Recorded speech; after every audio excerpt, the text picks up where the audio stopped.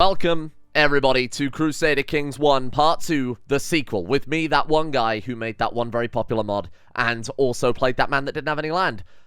For some reason, despite all the things I've done, in their madness, Paradox have given me early access and a key to Crusader Kings 3. So firstly, a big thank you to those guys, but of course I should disclose that this was provided to me by Paradox.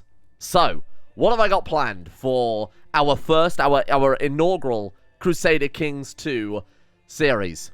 To be honest, it's an idea people have been bugging me to do for ages in CK2, so I thought, hey, now's the time to do it.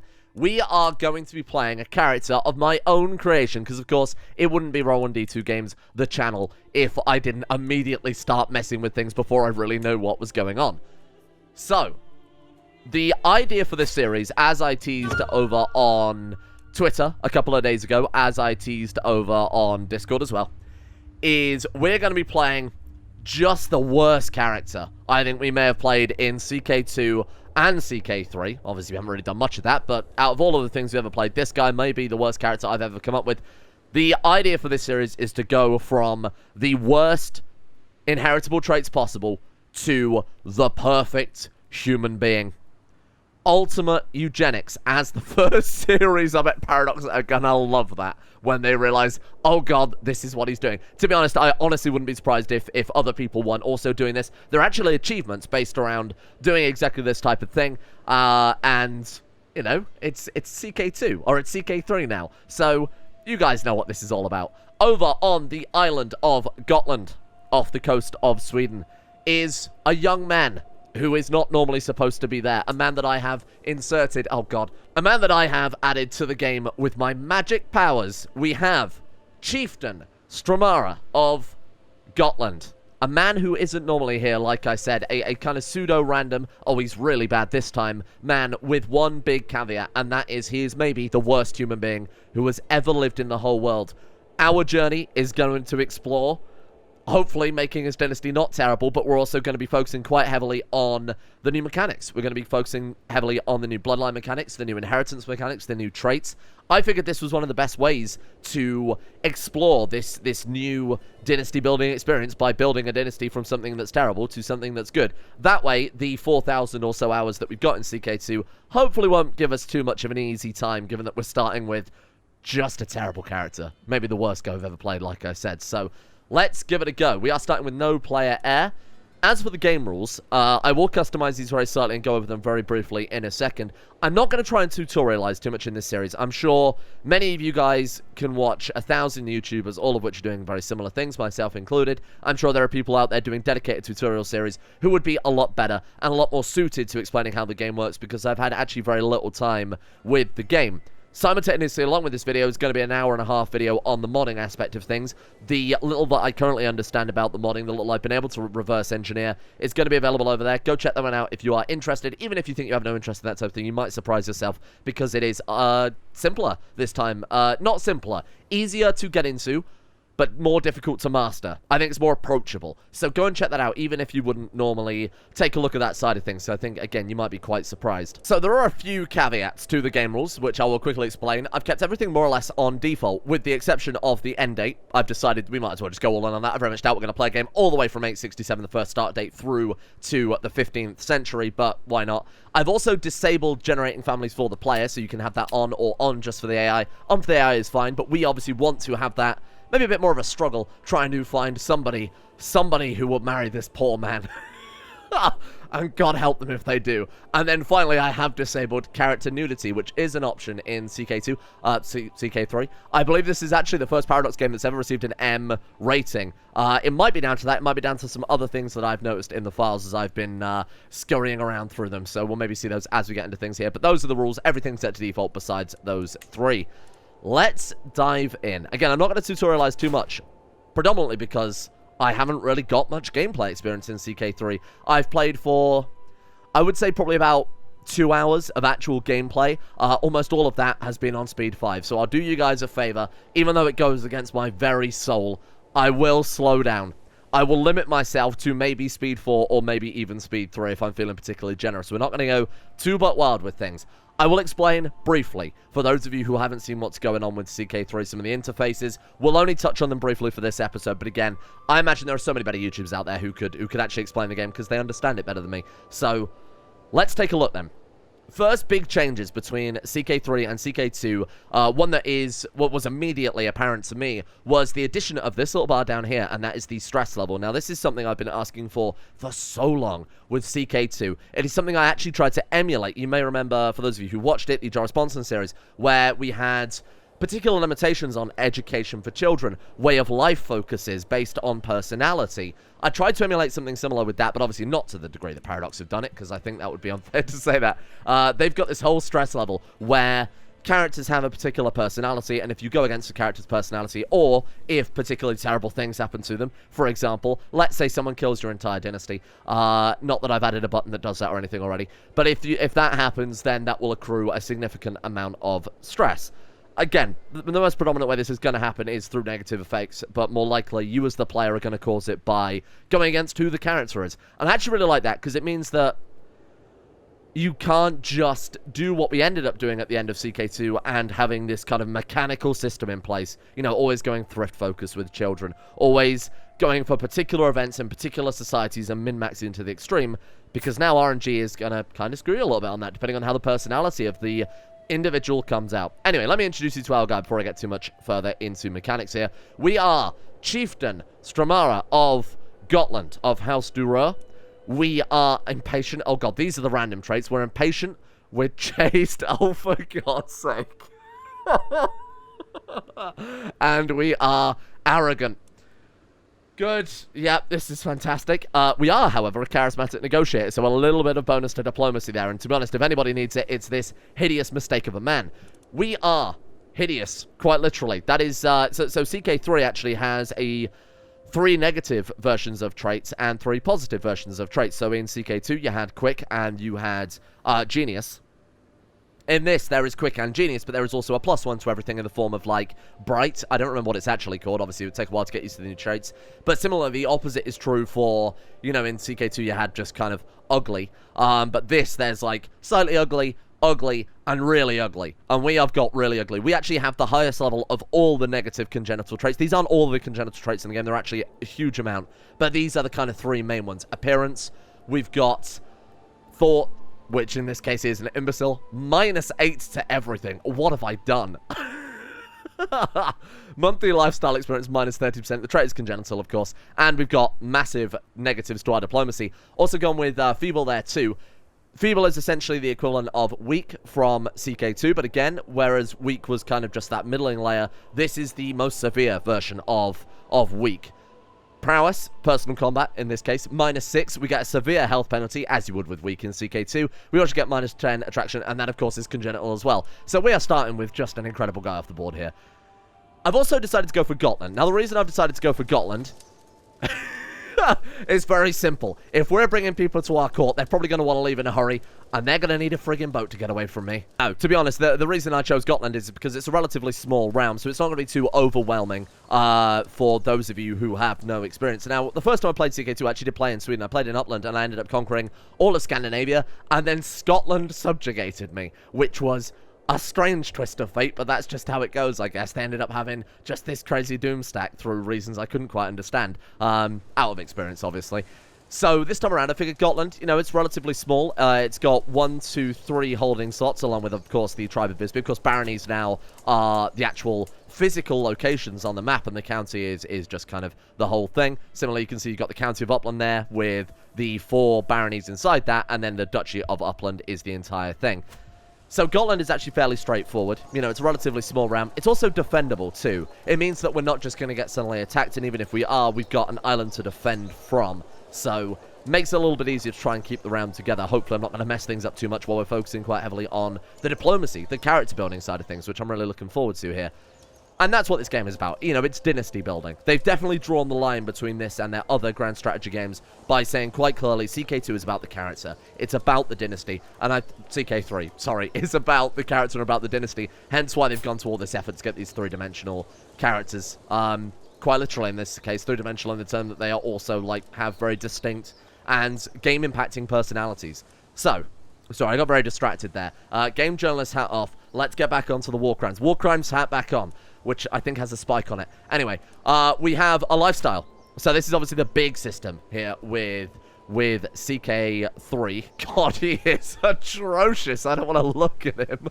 I'm going to have to get something to cover over that side of the screen. Diplomacy, martial, stewardship, intrigue, learning. Because we have a diplomacy education, we gain 30% more experience, which means we can cancel out that atrocious 30% experience loss from him being thick as shit. We could, however, focus on understanding people and their motives. Focus on manipulating people. I feel like this guy is incapable of understanding their motives, and I like the look at the intrigue tree, to be honest with you. Now this, we can explore it before we commit to one straight away here. Skullduggery allows us to focus on schemes, subversions, and secrets. We get some agent acceptance intrigue. This is kind of for your spying, your plotting. Temptation. Now this is on brand. Seduction, desire, and the gentle art of twisting people around your little finger, or perhaps other bodily extremities, ideally. Focusing on temptation gains fertility 20%, attraction opinion plus 10, and seduction scheme power plus 20%. You also gain 17 intrigue experience per month. Now, this is kind of cool because there are some interesting, let's put it that way, there are some interesting bonuses that you can gain from the seduction tree. For example, there you are. For the 30% fertility, it's obviously quite good. Cancels out our already terrible. Yeah.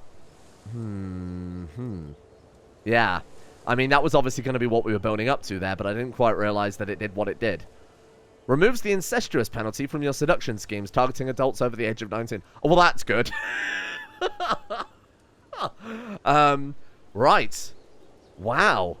And you gain the trait Seducer if you complete it. I feel like that's got to be the focus, right? This guy needs all the help he can get. We get 17 per month. You get a base of 25, but we're losing 30% because he is an imbecile. Again, that 30% would be mitigated if we were going into the diplomacy tree. Could be an argument for that. Now, the diplomacy tree, we'll just quickly take a look at it. We've already got some perks because of our education.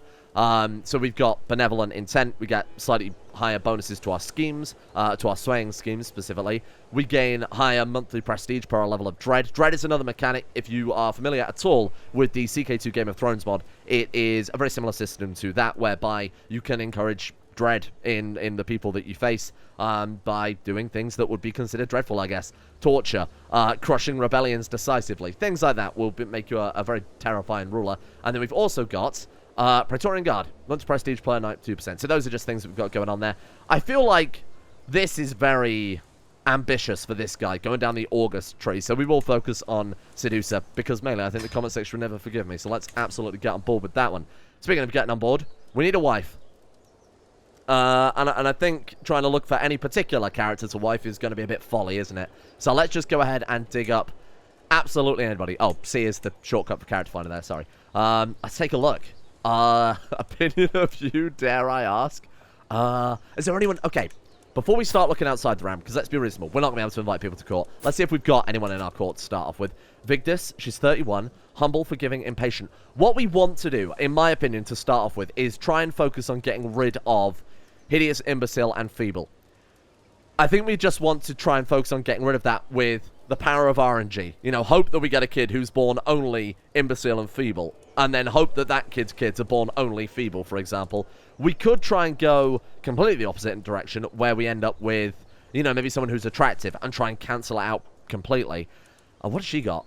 Bleeder. Any wound might prove fatal to Ileana, since her sanguine humors are in the hurry to escape her body. Oh, okay. That's congenital as well. Okay, look, I don't want to make things worse. So we're gonna forget about you. Our spy master hates us, and I feel like her becoming our lover is probably not a good thing. But there was, of course, that perk from the seduction focus, which makes it so your lovers are less likely to want to kill you dead. So we could also try and get her as a lover before we take her on as a concubine. Probably wouldn't be a terrible idea, right? Let's do it. Attempt to sway her, improving her opinion of you. If we succeed, her opinion of you will increase by 25. Sure. Okay. 54% chance of success. Because our diplomacy gives +4. Our rank is higher than her. She is paranoid. Oh, minus 25. Minimum chance is 20%. Expected time to complete the scheme. Now, I actually really like this, the fact they give a very clear outline of what's going to happen here. So, it would kind of expect it to be 2 years because it's only a 54% chance, right? 100% being every year. So, let's give it a go. Yeah, okay, let's do it. Let's try and sway Vigdis. Try and win her over before we take her as a concubine. We could just go for a marriage. Why don't we see if we can dig up a concubine, then? You might have to quite literally dig one up, given his face. We can marry her. Yeah. She is pretty. Okay, again, we could try and go for that cancelling out. What is that one? Possessed. This trait is congenital. No, thank you. So we got hail. So, it might come as a little bit confusing initially. It was to me anyway. Strong is actually not congenital anymore. Strong quite literally represents what it should, and that is someone who has trained themselves to become strong. The physical traits this time around, the positive physical traits are, I mean, hail is the lowest one, going all the way up to, I believe it's called Herculean, which gives you health bonuses and prowess. You're kind of naturally a more, you know, athletic, healthy individual. You're not necessarily strong. The way I kind of illustrated that in my modding video was that, you know, you could potentially in CK2 have a guy who's strong, just sitting around in his doge's office all day counting coin, never have done an honest day's work in his life, goddammit. A YouTuber, sitting at home with the strong trait for no reason at all, given that, you know, all he's doing is just playing video games all day. So, it didn't really make much sense that strong was congenital in that regard. So, they've adjusted that, and I actually agree with that fully. What have we got then? Oh, beautiful. Okay. That could be good. So, we can actually filter it, as far as I recall. We go toggle filters to inheritable traits only. There we are. And there it is, actually. So, Amazonia is the female equivalent of Herculean. You can see that gives a huge boost to health, 15 attraction opinion, and 8 prowess. What do we want to go for then? We could go for beauty, or we could go for... What's that give? 20% fertility, 20 attraction opinion, 15 attraction opinion, but we get a huge health boost. I think out of the two there, Amazonian would be slightly more appropriate, given that our guy is also... I mean, our guy right now is quite fragile. What's his health? He's feeling fine. Not healthy, not necessarily good, but fine. And feeble is knocking his health down a little bit there. Health is a severe penalty, but he's still quite a young guy. And probably just means he's going to die young more than anything else. We could go for law of averages. Go for, like, Christina, who is fecund. Just 50% fertility is pretty massive. That's quick. Quick is +1 to everything. I can't remember what it is. Quick, brilliant, and genius or something like that. You'll see it. It's varying different amounts of candles. Maybe genius is just +3. And I've completely forgotten already. Whatever. It doesn't matter too much. If we marry her, we get a potential alliance with the chiefdom of that man. Soin? Sogan? I don't know how you say that. Quick and beautiful, though. You know I've got to do it. And they will accept as well.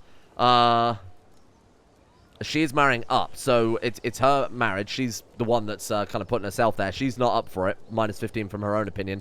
And then another -31 because we're hideous. But she's marrying, you know, she's marrying a guy who owns his own island. So why the hell not marry up? Fair enough. Okay, done. We actually found a decent wife there. I'm genuinely quite surprised, to be honest with you. We'll go ahead and let her accept on that one. Boom. Greetings, Chieftain Stramara of Gotland. I, Gia, will... Excuse me. Gladly accept your hand in marriage. May Odin grant us a long life and many children, my perceptive husband. Thank you. I appreciate that a lot.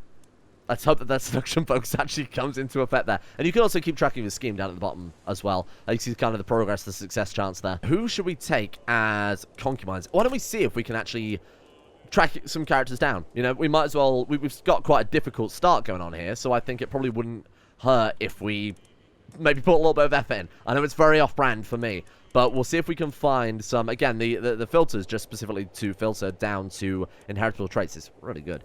Let's go for... Ruler, preferably not. Not ruler. And we want to go for adults, preferably. Women who are unmarried. Okay. Sorry, and all, rather than just our realm. I think it'd probably be a good idea to go all religions. So there's Norse. We are specifically Asatru this time. Norse, because there are heresies that can, or variant different branches of Norse that can appear. But Asatru is the main Norse one there. That's the equivalent of Norse from, or Germanic, I should say, from Crusader Kings 2. So we'll go for that. Why not? North Germanic group doesn't really matter. Dynasty doesn't really matter. Let's see what we can find then. Probably sort by, what do you think, like age? And then we'll start from the bottom and work our way up. Comely? Okay, that's probably not terrible. Maybe I should sort by opinion. That's the ones that are more likely to come to our court, if I can actually convince any of them to come to our court. Whole of body and quick. Right, let's try you then. She's not... Okay, what if we go to your liege? She's just a wanderer. Okay, she's actually not at anyone's court. I was about to say, she's really good. Pretty, quick, wise woman. She's 65. But she's also, I think, Ragnar Lothbrok's mother. Or Ragnar Lothbrok's wife, I should say. Yeah, either the boneless. Yeah, I feel like that's, I feel like we're a little bit late to the party there, aren't we? Damn, this is going to be quite hard.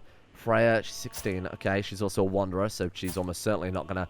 Yep, didn't think so. We can't just offer to take her as a concubine, can we? Oh, I should be seducing. Sorry, my bad. I just did a regular default sway, didn't I?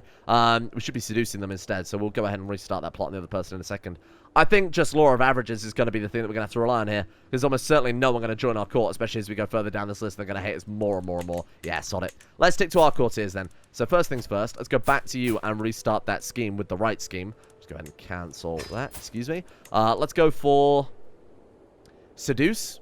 Gain prestige and improve their opinion, possibly becoming soulmates. Here's the question, CK3. Can we do that to our wife? We can. Wow.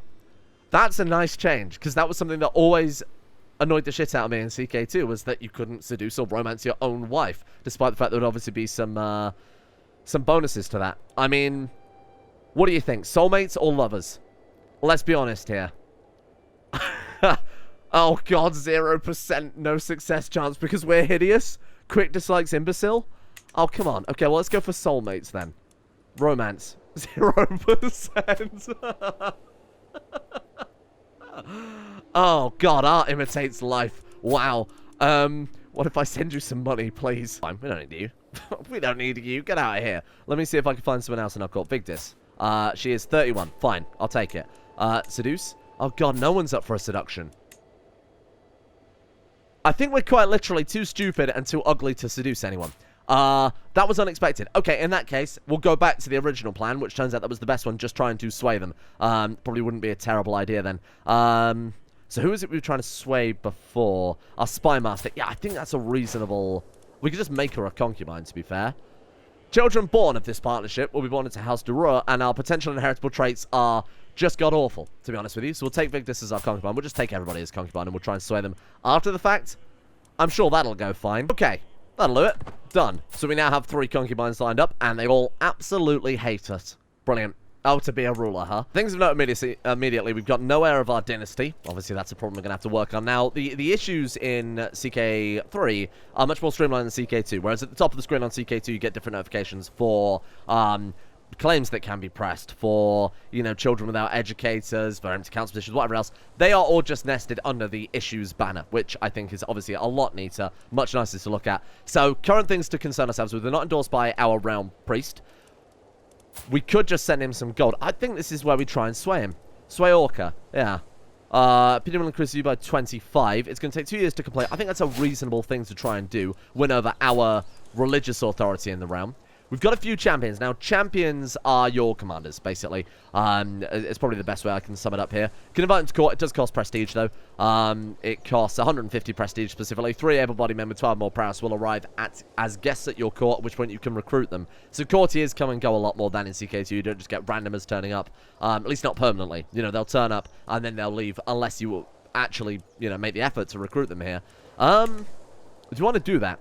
I don't think I'm going to bother with it. I know that we could potentially have more champions, but as it stands, we're not going to be going to war anytime soon, to be honest with you. You can declare wars against absolutely everybody. Bjorn Ironside, Curtis Snake in the Eye. I think I'm alright, actually. So we're going to go ahead and ignore that one as well. Again, right-click is dismiss, same as it is in CK2. Create the Duchy of Visby. Oh, that's cool. I mean, 125 gold. So I think as a first step to making ourselves a more respectable guy, we haven't got the intelligence, we haven't got the looks, we haven't got the strength, but what we do have is potentially a duchy, and that's all you need. Just power to keep the power, right? So we'll give that a go. It's going to take obviously a long time to earn that goal. We can obviously go up raiding and things like that because we are Norse after all. So that'll be our kind of temporary short-term goal.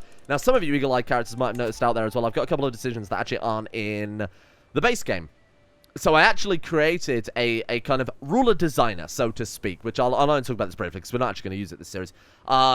Which allow you to, so this fresh start button, you can only use that once. What that would do is completely wipe out your entire dynasty and give you a fresh slate. Say, for example, you want to play as a Carling, but you don't want to play with the other 60 Carlings that are in existence right now. You want to play as just random Carling doing Carling things. You can wipe out the whole dynasty and play as the lonely Carling. New character be generated, etc. The other one, it allows you to reroll your starting character, but only your starting character. So if you do fully reset your dynasty, you can then, you get I'm not going to spoil the mechanics of it too much just in case we do end up releasing this one. But essentially allows you to customize your character in kind of a roguelike way. You get a certain amount of random rolls to potentially try your luck with, essentially, and try and roll a character from, you can do martial diplomacy, stewardship, or intrigue there. For future Let's Play, at least until Paradox get the ruler designer out, which they've said they're going to aim to do after the game has come out as a free update.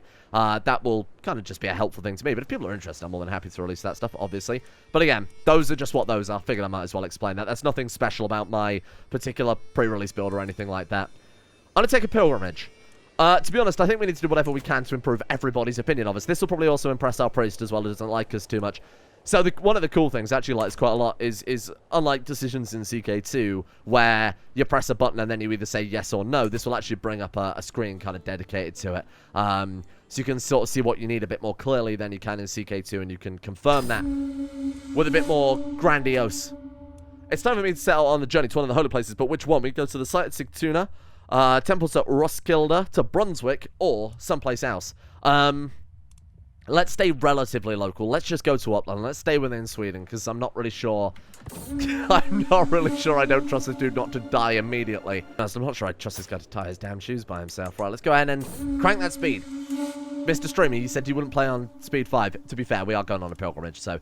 For every week that passes, my fellowship grows even smaller. Some has gone as far as they can to avoid me. Oh, sorry, before the need to return home overtakes them. Others are met with less fortunate ends. The most worrying factor of my group of personal guards is thinning out at an alarming rate. The fact that alone shows what a treacherous journey this can be.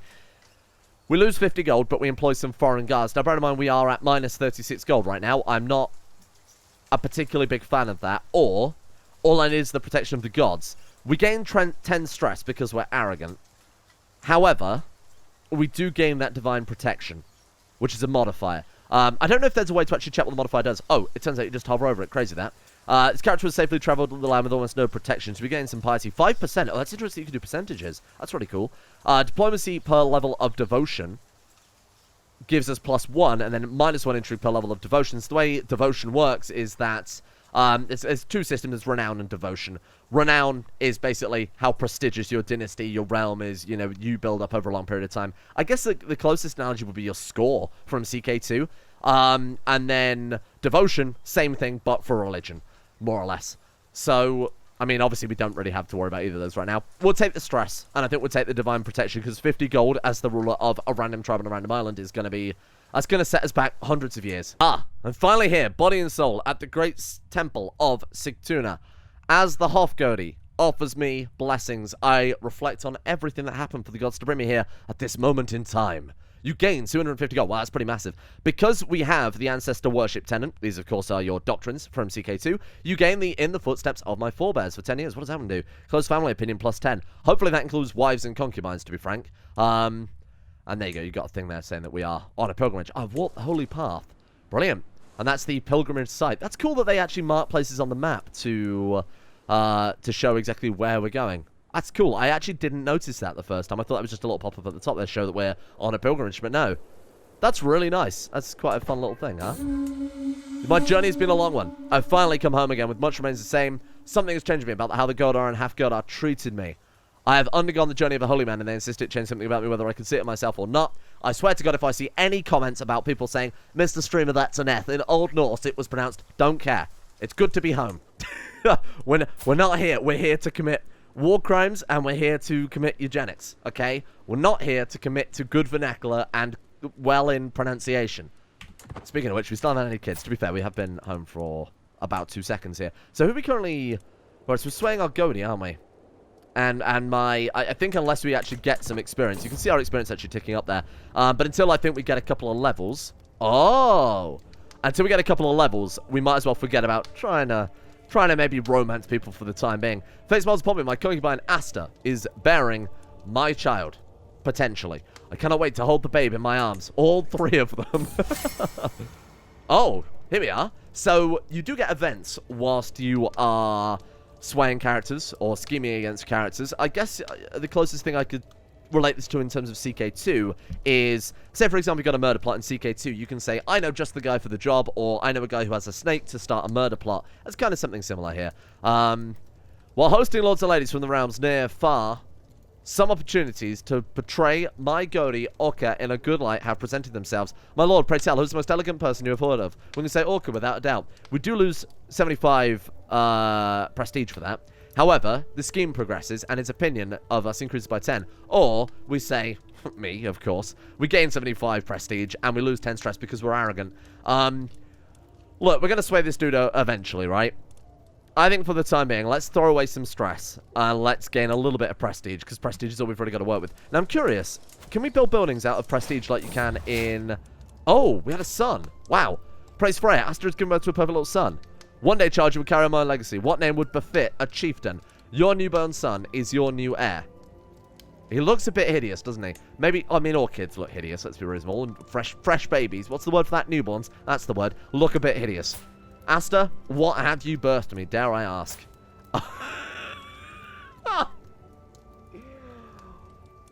He's frail, he's slow, he's homely, and he's a child of a concubine. But, hang on.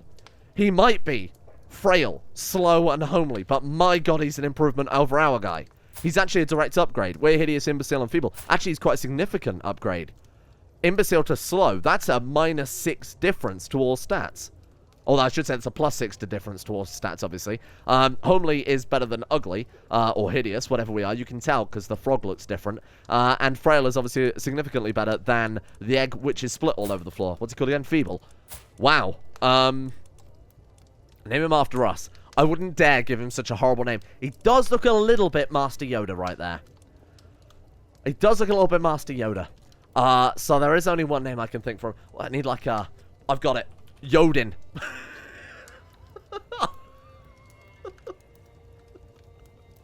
I'm ashamed. May you grow strong and wise, my son. Little Yodin. Wow, he does look very Yoda, doesn't he? It's frightening. There we are, look at that.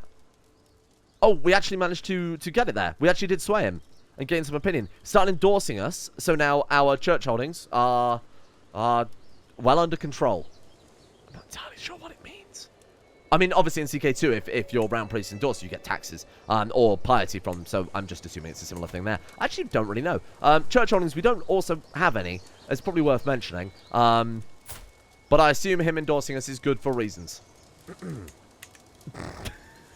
Look, like I said, I've spent a lot of time on the modding side of things. Also, I was kind of on holiday, so... Oh! Chief, our wife came pregnant. Okay, so this one is big, because not only could these kids not come out as bad as their father, but... they might end up coming out good.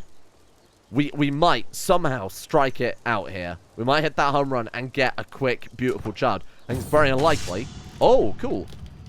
By the time my steward Newport comes to me with a plan, he seems to have already made up his mind. Seven of the Varangians in Mikkelgard will bring me both wealth and glory. Cannot deny that part. I could deny his request. Are we going to be able to get another good steward? He's only got 5 opinions, to be fair. Oh, sorry, 5 stewardship. Yeah, get out of here. Gains a trait Varangian. Off he goes.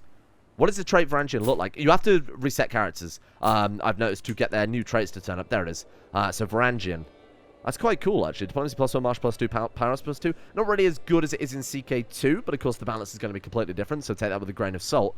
Right, let's get ourselves a new steward. I'm going to see if we can invite anybody to court. Let's just see if we can dig up absolutely anyone here. Just reset to defaults. Can we see, like, join court? Yes, in this one. Don't believe we can. Opinion of me? That's probably the best way to go about it. Is our son. There's our chancellor. There's our goatee. This guy. Chief. Oh, he's a chieftain. Bollocks. Ruler. Preferably not, then. Oh, no. We've got a good diplomat, potentially. Invite to court. No, we'll not accept minus 125. I feel like I made a horrible mistake letting that guy go, because I'm not sure we're going to be able to replace him with anybody, are we? Yeah, so we can reassign our marshal, or we can reassign our chancellor. Now, is there a decision to employ a new man? Search for a physician. That's actually not a bad idea. We really should do that. Your physician appears under the court tab here. Why don't I go through the tabs? I haven't actually talked about that. Your top one is your kind of realm overview. I'd kind of describe this as a combination between the kind of realms tab on the outlier in combination with the laws. In particular, obviously, you can see the tribal authority there at the top. You've got your vassals, just a quick overview there. This is kind of when you press F1 in CK2, the kind of outliner of taxes and whatever else.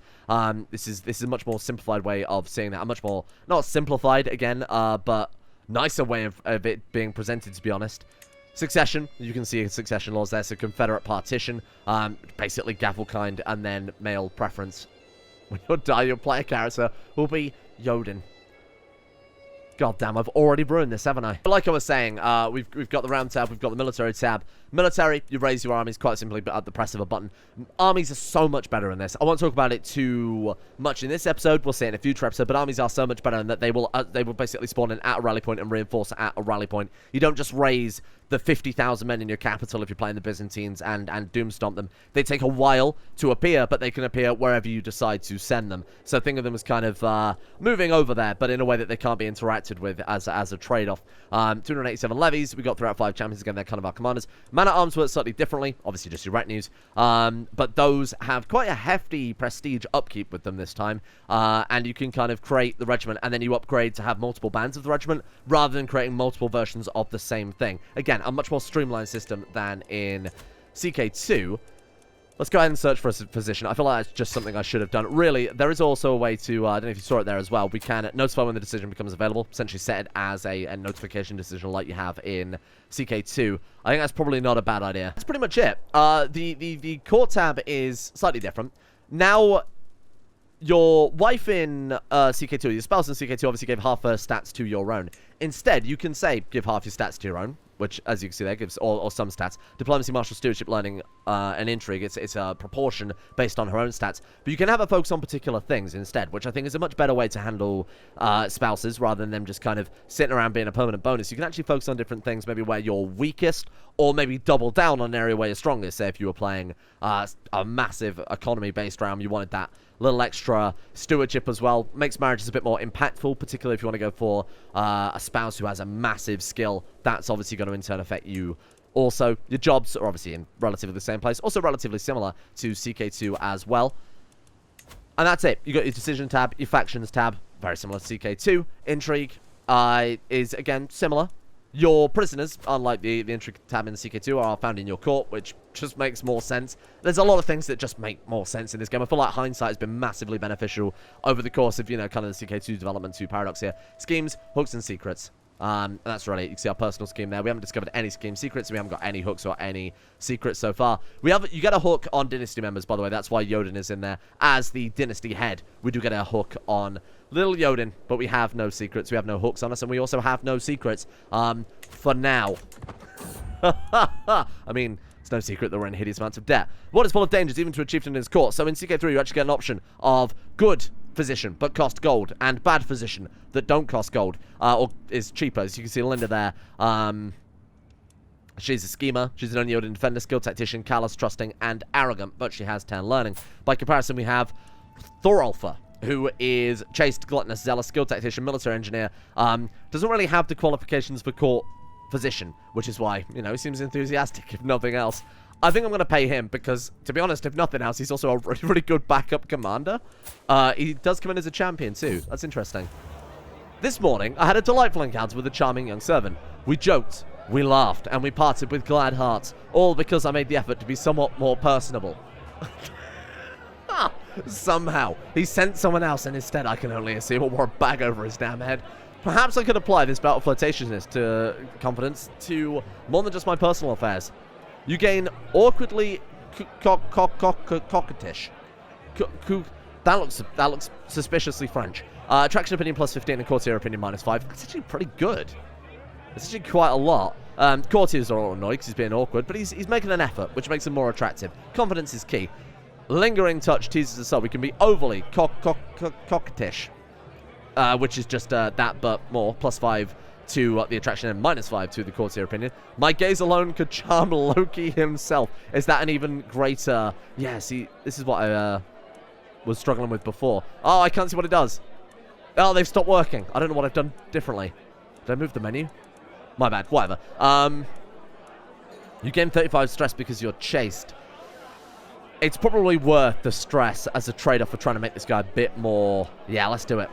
Let's do it. Oh, God, that stressed him out a lot. Good God. Oh! But it worked. You can't deny it. Sophia is bearing your child. I don't think it was instantaneous. I think she was probably already pregnant before his new magic powers. With a tired yet blissful smile, Gyda presents me with a perfect little daughter. Who will you become, my child, and what shall I call you? She is... Oh, she's slightly more hideous than... Oh, no, she's the same level of hideous. But she does not have any lacking mental faculties, is probably the politest way to say it. So, okay. We've got Yodin. We've got Yodin. What is she? She's ugly and she's frail. I've got to be very careful with who I name you after, haven't I? Sometimes I astound even myself with my genius. May you grow strong and wise. Frail. Did you get it? Because frail and Yodin. Oh, God. Okay, I'm done.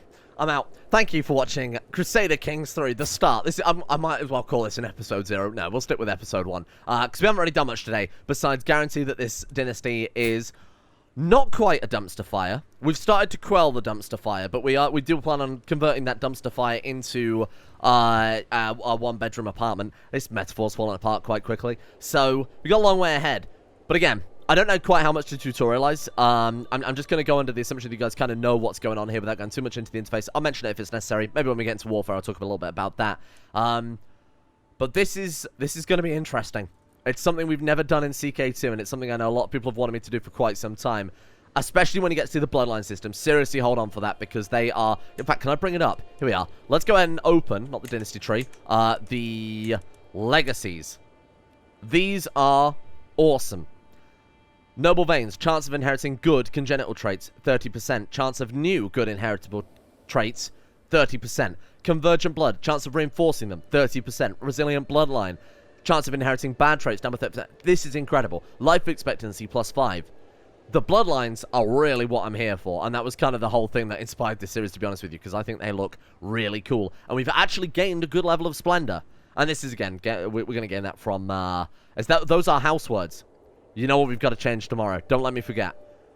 Thank you all for watching. Hope you guys have enjoyed the first episode, the first preview of Crusader Kings 3. Again, a big thank you to Paradox for actually providing me with the early code so I could mess around, do a lot of modding, but also get a little bit of gameplay experience going on here as well. Thank you to you all for watching. If you're new to the channel, I don't think I'll probably bring in anybody new with this absolute dumpster fire. But if you are new, thanks for watching. I hope you guys stick around. We do CK2, CK3. There's going to be some other games coming up as well, depending on what the Patrons vote for coming soon, so stay tuned for those. And a big thank you to, of course, the Coffee and the Patreon backers. This is the final day, in fact, of Patreon backers, because we are closing down the Patreon in favor of Coffee, so I apologize if this list is long for today, but it will only be for today. Thank you to Ben PDPB, Kyle Madoctor, Hero of My Crotch, Philosophical U Prize, Callum James 3, Scott L, Firescream, Sideshow C, Tom P, Skaz, Ethox, Devorder, Simba, Ice Stab Cows, and Zetlock over at